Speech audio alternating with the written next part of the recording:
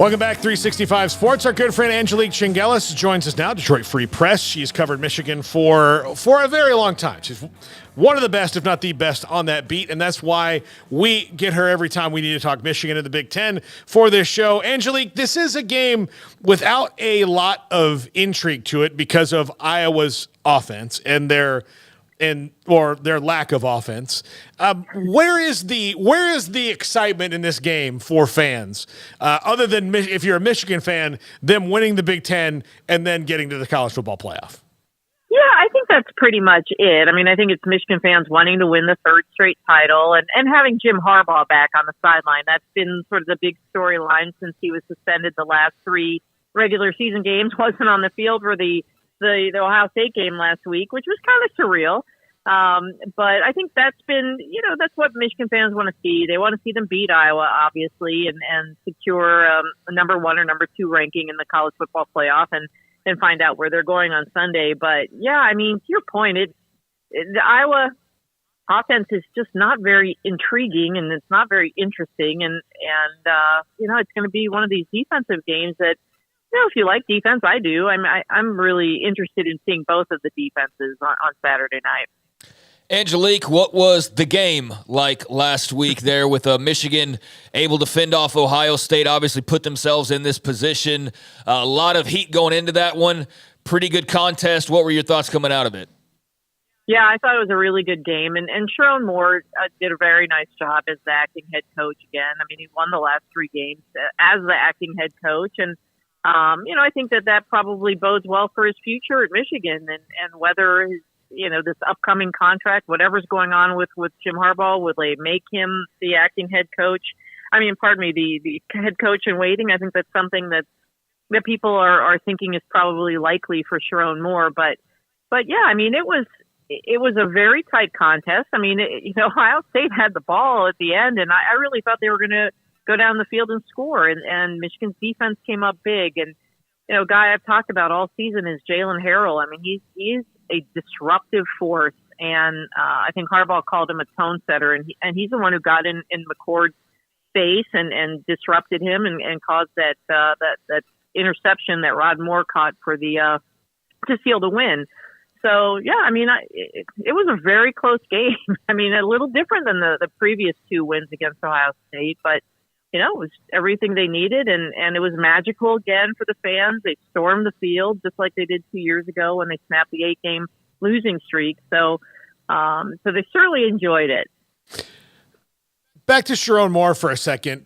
I mean, look, Michigan has to kind of be thanking their lucky stars that he's worked out so well in this situation, because when we had you on before just last week, asked you about Jim Harbaugh and his future, and they're not like you said, just to kind of reiterate that, tying a lot of their wagon to his stars, are they?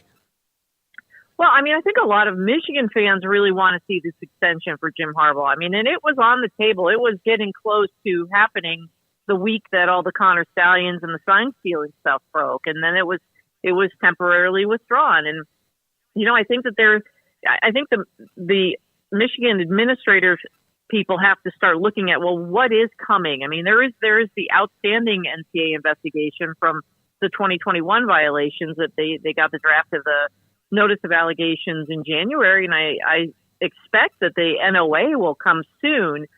Regarding that. And it seems to me that they did self-impose the 3 games, but I think that they will probably be looking at 2 or 3 more games suspension for Jim Harbaugh next year for the first investigation.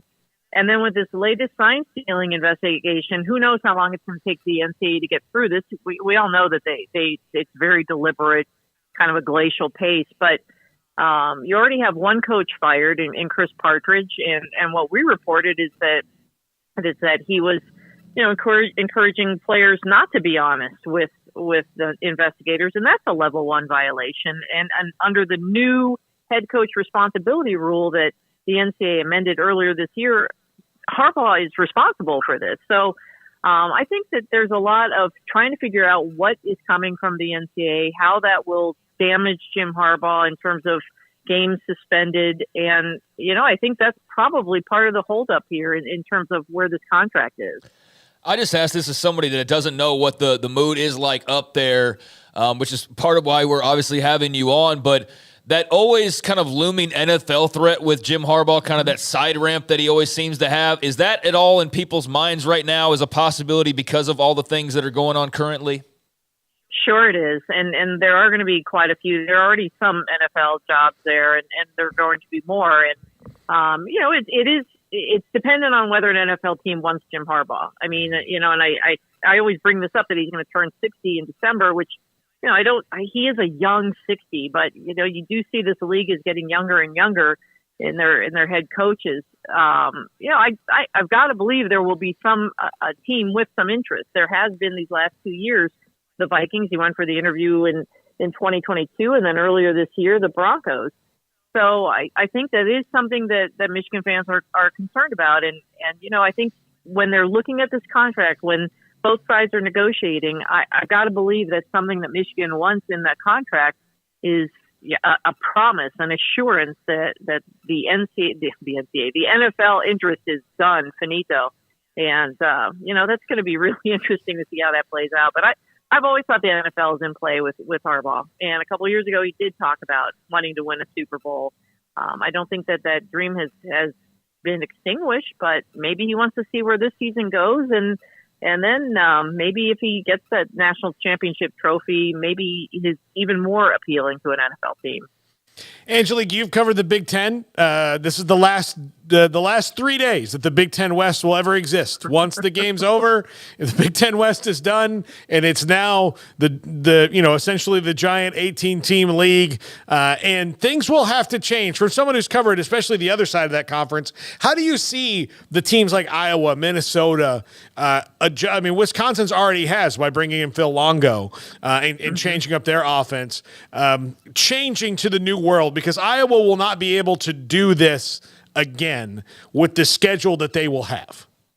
Yeah, that's a great point. It's worked for them in the West Division, but it wouldn't work, I don't think, not as successfully in the East. And look, I appreciate what Iowa's done. With that defense and they've got a great punter. He's the Big Ten punter of the year for a second time in his career.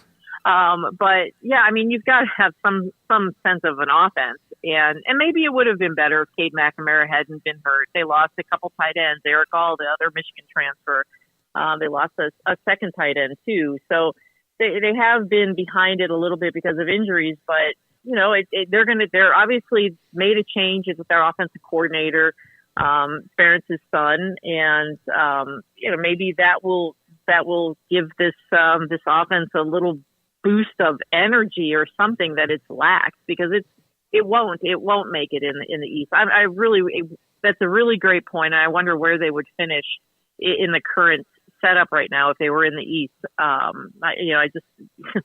The West has been laughable, and it's about time that it goes away for all of us, so we can enjoy some better football and across the board in the Big Ten. Pretty clear that Michigan wins. They're in the college football playoff for the second year in a row. If they lose, that kind of throws things up in the air. Obviously, with Ohio State's positioning, that's very interesting. What do you feel is kind of the mood when it comes to the playoff and the potential for Michigan? Not only if they win, obviously they're in, but if they lose, do you still see that pathway for them to get maybe that fourth spot, or how do you see that going for the Wolverines?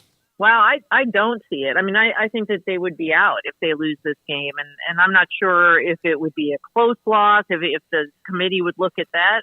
I just think a loss boosts from this. And, there are deserving teams that are waiting just outside.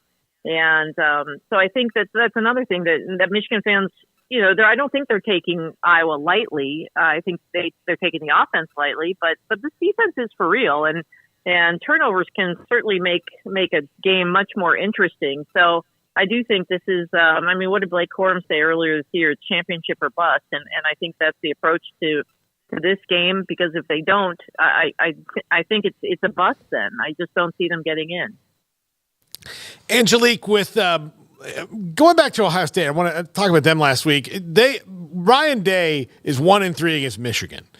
From the outside looking in, and the fans get really impatient with that, is there anyone who needs the 12-team playoff more than him so that one single rivalry game does not mean as much? Yeah, I mean, and I think you can look at it the other way. You know, this was the last time this game is going to be that meaningful, what we saw last Saturday. And that's a shame too, but yeah, for sure with the 12 game playoff, you know, they would definitely be in, obviously. And but it does also set up the possibility with the new alignment in the Big Ten that the two teams could play again if they finish 1-2 in the standings the next week, and then they could possibly play again in the playoffs. So I'm sure that the committee would try to figure out ways to keep that from happening, at least not too early in the playoffs. But yeah, I mean, it's a good thing for Ryan Day, and I don't know how much heat he's taking right now, but I mean, I think about that game against Georgia, how close they were to winning that game, and I think that they would have dominated TCU and won a national championship. So, you know, he was that close to winning a national championship, which would buy him a lot more room to breathe, I think, in terms of getting some forgiveness for losing 3 straight to their arch rival. But I mean, he's a very good coach, and when you look at his overall record, I just don't know how you put him on the hot seat. But again, Columbus is different, so you never know. Yeah, that's absolutely true. And I grew up in Cincinnati. I can say that. That's right. Well, Angelique, thank you so much. Enjoy the game, and if Kirk Ferentz somehow pulls this off, maybe like get a witch doctor or something to see if he like cast a spell or I don't know how he would do it, but if he finds a way to keep Michigan to 6 points, then more power to him, I guess. Yeah, that would be masterful. I mean, at 3 touchdown favorites and to do something like that would be pretty amazing. I don't see it happening, but I could see them keeping it close early on. So I guess we'll see Saturday night. Angelique Chengelis, Detroit Free Press. Thanks as always, Angelique. Thank you. All right, when